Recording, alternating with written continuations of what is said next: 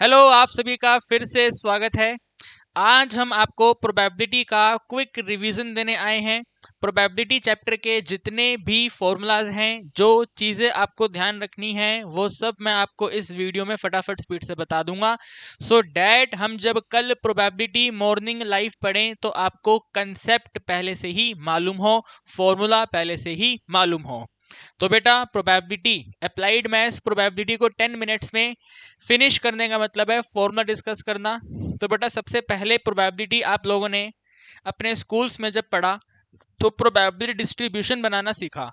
इस तरीके का टेबल आप लोगों ने बनाना सीखा। टेबल बना करके हम लोग मीन, वेरियांस और एचडी फाइंड किया करते हैं। ठीक है ना, मीन, वेरियांस और एचडी हम लोग फाइंड किया करते हैं। रैंडम वेरिएबल का डिसीजन बनाने के बाद, इनका प्रोबेबिलिटी फाइंड करने के बाद, फर्स्ट कॉलम और we can say third number of column हम लोग मल्टीप्लाई करते हैं, प्रोबेबिलिटी रैंडम वेरिएबल मल्टीप्लाई करते हैं। इनको जब ऐड किया जाता है बेटा, ये वैल्यू जो भी बनकर आएगी उसको हम मीन बोलेंगे। वेरियांस अगर हमें फाइंड करना है बेटा, तो हमें आगे फोर्थ कॉलम बनाना है, वैल्यू एक्स की पावर स्क्वायर करनी है, वैल्यू एक्स का स्क्वायर करेंगे और फिर सेम मल्टीप्लिकेशन करना है, probability x power 2, probability x power 2। तो यहाँ जो हमें आंसर देखने को मिलेगा, इस आंसर में से जब मीन स्क्वायर माइनस करेंगे तो वेरियांस आ जाएगा। ठीक है बेटा, पी एक्स स्क्वायर में से मीन स्क्वायर माइनस करने पे वेरियांस, वेरियांस का जब स्क्वायर रूट कर देंगे तो standard deviation. Very simple. Table हमें एग्जाम में गिवन होती है, एग्जामिनर आप लोगों को कहेगा मीन बताओ, वेरियांस बताओ। तो टेबल गिवन होने का मतलब ये फर्स्ट टू वैल्यू गिवन रहेंगी, बाकी हम लोग मल्टीप्लाई करके स्क्वायर करके फाइंड करेंगे और इन फॉर्मूला में वैल्यू सब्स्टिट्यूट करेंगे, आंसर हमारा हो जाएगा। यहाँ पर बेटा हमने अलग नोटेशन नोट किया हुआ है। इन नोटेशन को एक्सपेक्टेड वैल्यू की टर्म्स में लिखा करते हैं या फिर प्रोनाउंस किया करते हैं। तो जो मीन है, ये वाला मीन, ठीक है ना, जो मीन है, मीन को एक्सपेक्टेड वैल्यू ऑफ एक्स बोला जाता है। जो वेरियांस है, एक्सपेक्टेड वैल्यू एक्स पावर 2, यानी कि ये जो पी एक्स पावर 2 है वही एक्सपेक्टेड वैल्यू एक्स पावर 2 है, उसमें से एक्सपेक्टेड वैल्यू ऑफ एक्स का होल स्क्वायर माइनस करेंगे तो वेरियांस आ जाएगा। सिर्फ नोटेशन है, सेम फॉर्मूला है, इसी फॉर्मूले को इसमें लिखा हुआ है अलग नोटेशन में, अलग तरीके से। ठीक है ना, सिंबल्स चेंज हो गए, सब बिल्कुल सेम है। तो this is the first concept, probability distribution table. बेटा, टेबल के बाद में आप लोगों ने बाइनॉमियल डिस्ट्रीब्यूशन पढ़ा। It is used to find the required probability. जब आप क्वेश्चन को रीड करेंगे और उसमें विद रिप्लेसमेंट का केस है, यानी कि कभी भी टोटल आउटकम रिड्यूस नहीं हो रहे हैं, है ना, क्वेश्चन को पढ़ेंगे उसमें मेंशन होगा it is with replacement. Mention नहीं होगा तो हमें क्वेश्चन को रीड करके फीलिंग आ जाएगी कि इसमें कभी भी टोटल आउटकम रिड्यूस नहीं होंगे। हम कॉइन को जितनी मर्जी बार टॉस करें, टोटल आउटकम रिड्यूस नहीं होते। हम डाइस को जितनी मर्जी बार रोल कर लें, टोटल आउटकम रिड्यूस नहीं होते। तो कॉइन का क्वेश्चन, डाइस का question, other than these question में मेंशन होता है विद रिप्लेसमेंट है, तो बाइनॉमियल डिस्ट्रीब्यूशन उसमें हम अप्लाई करेंगे। इस डिस्ट्रीब्यूशन का काम है प्रोबेबिलिटी फाइंड करके देना। तो कैसे प्रोबेबिलिटी फाइंड होगा, ये आपका फॉर्मूला है n C r p power r q n minus r. N आपने कितनी बार एक्सपेरिमेंट परफॉर्म करा, 10 टाइम करा, 15 टाइम करा, 100 टाइम करा, 20 टाइम करा, 25 टाइम करा, 9 टाइम करा, कितनी टाइम आपने कोई एक्सपेरिमेंट परफॉर्म करा। आर यानी कि required probability, question to question depend करेगा, क्वेश्चन को रीड करेंगे, चेक कर लेंगे रिक्वायर्ड प्रोबेबिलिटी उस पॉइंट ऑफ टाइम पे कितना है। 10 में से 4 तो आर वैल्यू 4, 10 में से 6 तो r value 6, depending on the question. ठीक है, तो n C r p power r q n minus r. P probability event होगा क्वेश्चन का मेन फोकस्ड इवेंट। क्वेश्चन का अगर फोकस टेल पे है तो टेल का प्रोबेबिलिटी, सक्सेस प्रोबेबिलिटी पी से डिनोट होगा। अगर क्वेश्चन का फोकस डाइस वाले केस में नंबर 4 पर है तो नंबर 4 का प्रोबेबिलिटी हमारे लिए प्रोबेबिलिटी सक्सेस का काम करेगा। छोटी सी बात आपको ध्यान रखनी है। ठीक है बेटा, बहुत ही छोटी सी बात आपको ध्यान रखनी है। इसके बाद हमने ये नीचे की 3 वैल्यूज आपको बताई हैं, क्वेश्चन को फटाफट सॉल्व करने में काम आता है। अगर कभी 0 प्रोबेबिलिटी करनी है तो क्यू पावर एन कर दो, ऑल प्रोबेबिलिटी करना है तो p पावर n कर दो, अगर एटलीस्ट 1 है तो 1 माइनस में q पावर n कर दो। ठीक है, ये हम क्वेश्चन करेंगे, वहां पर हम डायरेक्ट यूज कर सकते हैं या फिर एमसीक्यू में इनका यूज हम कर सकते हैं। ये बेटा मीन और वेरियांस के बारे में है। सर मीन वेरियांस क्या यही वाला है? बेटा यही वाला है, लेकिन बायनोमियल में इसका यहाँ पे शॉर्टकट हो जाता है। Mean in binomial distribution n into P, variance in distribution n into P into Q, और स्टैंडर्ड डेविएशन आपको पता ही है, रूट कर देना है। ठीक है ना, root n p q root कर देना है, बात खत्म। ठीक है बेटा, यहाँ पर ये बेटा काफी इंपॉर्टेंट है। ठीक है ना, ये वाला काफी इंपॉर्टेंट है, किसी बुक में इसके बारे में दिया नहीं होता। सीबीएसई ने पहली बार आपके सीनियर्स के एग्जाम में दे दिया, तो जिन बच्चों ने तुक्काफिकेशन किया था उनका ही ठीक हुआ, बाकी सबका गलत हो गया। सभी का गलत हो गया, सिर्फ तुक्केफिकेशन वालों का ठीक हुआ। तो ये रेंज जब आप ध्यान रखोगे, स्टैंडर्ड डेविएशन का रेंज क्या होता है? 0 से स्टार्ट होता है, रूट ऑफ मीन तक जाता है। मीन पे ओपन इंटरवल है, 0 पे क्लोज इंटरवल है।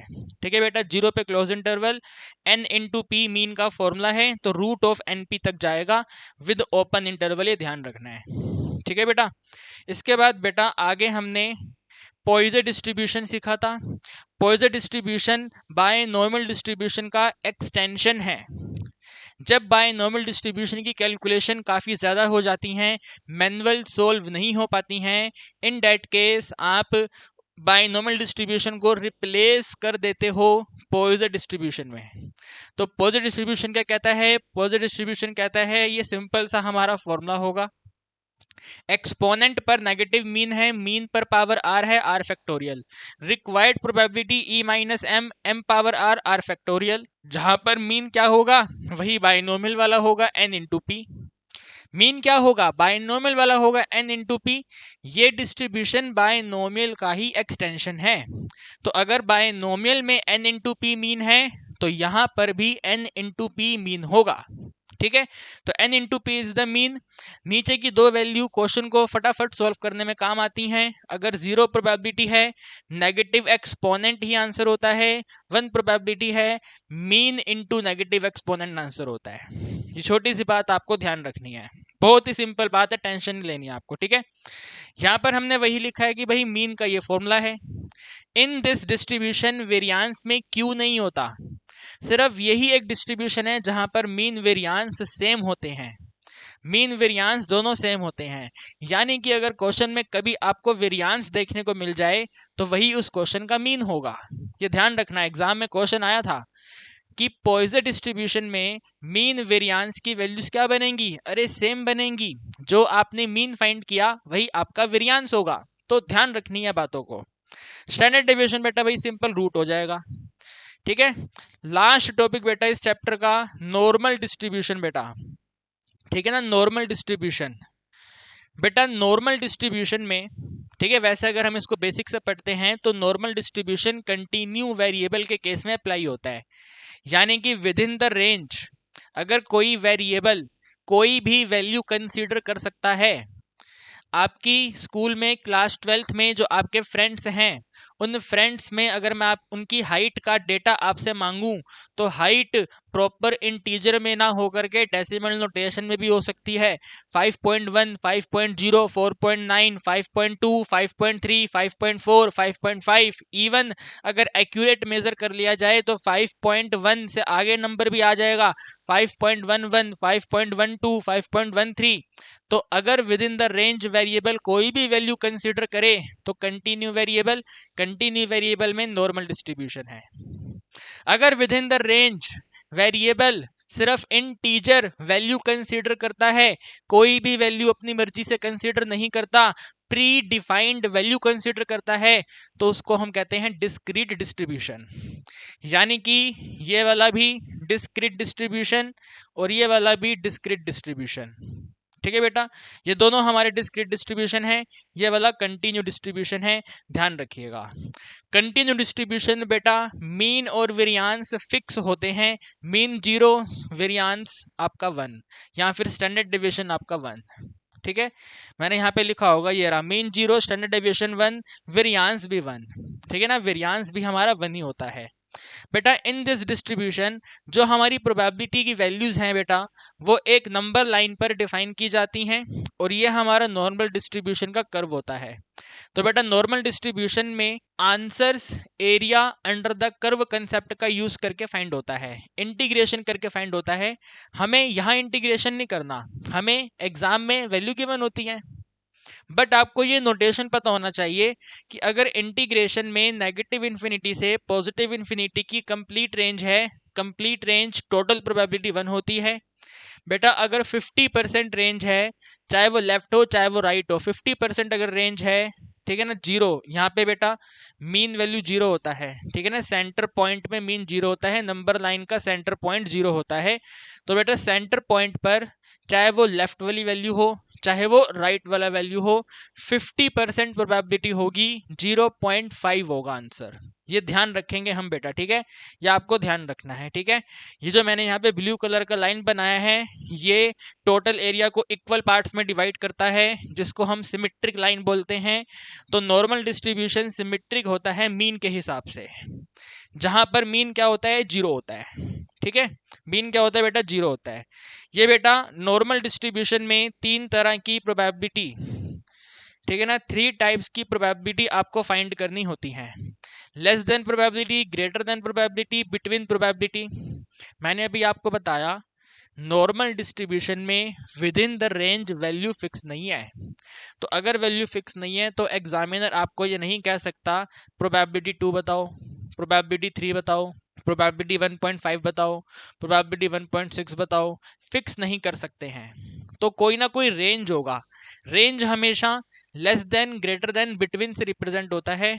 तो ये 3 वैल्यू अपने को फाइंड करने के लिए एग्जाम में आता है, ठीक है। अब एग्जाम में हमें 3 वैल्यू फाइंड करनी है, इनमें से कोई 2 पेपर में होती हैं, 3 में से कोई 2। हम जब प्रैक्टिस करेंगे कल मॉर्निंग में तो तीनों प्रोबेबिलिटी फाइंड करने की प्रैक्टिस करेंगे, बट हमारे एग्जाम में कोई भी 2 होती हैं, ठीक है। अब यहाँ पे z वेरिएबल, बेटा कमाल हो गया, लास्ट ईयर तो इस फॉर्मूले पे 3 मार्क्स का क्वेश्चन आ गया, इस फॉर्मूले पे कि भाई x वेरिएबल को z में कन्वर्ट करो, z वेरिएबल को x में कन्वर्ट करो। तो ये फॉर्मूला भी ध्यान रखेंगे आप, इस फॉर्मूले पर बेटा एग्जाम में क्वेश्चन आ गया, बताओ z equal to x minus mean upon H D, ठीक है बेटा, z equal to x minus mean upon H D. ये नोटेशन ध्यान रखेंगे, एच डी का सिंबल सिग्मा, मीन का सिंबल म्यू, ठीक है, मीन का सिंबल म्यू, एच डी का सिंबल है सिग्मा।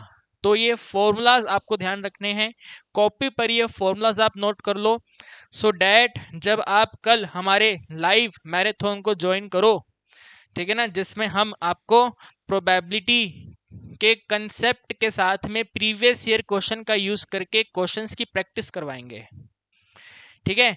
कई बच्चे कहते हैं सर क्या हम एग्जाम में क्वेश्चन कर पाएंगे, अरे हम तो प्रैक्टिस ही प्रीवियस ईयर कर रहे हैं, तो क्यों नहीं कर पाएंगे, हम तो प्रैक्टिस ही प्रीवियस ईयर कर रहे हैं तो क्यों नहीं कर पाएंगे। एग्जाम में आए हुए क्वेश्चन का ही तो हम प्रैक्टिस करते हैं हमारे लाइव मैराथन वीडियो में, जो मॉर्निंग में क्लास होती है हमारी, तो क्यों नहीं कर पाएंगे आप। एंड आपको एक बात और मालूम है, हम लोग रात को मिक्स क्वेश्चन का प्रैक्टिस करते हैं, तो मिक्स क्वेश्चन के प्रैक्टिस का भी लाइव मैराथन नाइट में 10:30 होता है। फिर मॉर्निंग में सिंपल स्टडी वाला मैराथन हमारा 9 o'clock होता है। तो मैं आपको सजेस्ट करूंगा आप दोनों मैराथन ज्वाइन करें, लाइव पढ़ें, दोनों मैराथन आप ज्वाइन करें, आपके एग्जाम को प्रिपरेशन को ये और भी इन्हेंस करेगा। तो आज की वीडियो में इतना ही। अगर आपके पास समय होगा तो मैं आपसे रात को 10:30 मिलूंगा मिक्स प्रैक्टिस के सेशन में। अगर मॉर्निंग में आपके पास समय होगा तो मैं आपसे प्रोबेबिलिटी के लाइव लेक्चर में मिलूंगा, ठीक है। अपने दोस्तों को भी अपने साथ लेकर आइएगा। चैनल पे नए हैं तो सब्सक्राइब किए बिना मत जाना, सो दैट नोटिफिकेशन आपको टाइमली मिल जाए। वैसे मैंने टाइम आपको बता दिया है, बट स्टिल अगर कुछ ऊपर नीचे है तो नोटिफिकेशन आपके पास टाइमली आ जाए, उसके लिए सब्सक्रिप्शन और नोटिफिकेशन बेल की नोटिफिकेशंस ऑन कर दो। आज की वीडियो में इतना ही, मुलाकात करेंगे आपसे या तो रात को या तो कल सुबह, ठीक है। मैं तो दोनों समय आऊंगा, आप कब आएंगे वो आप देख लो।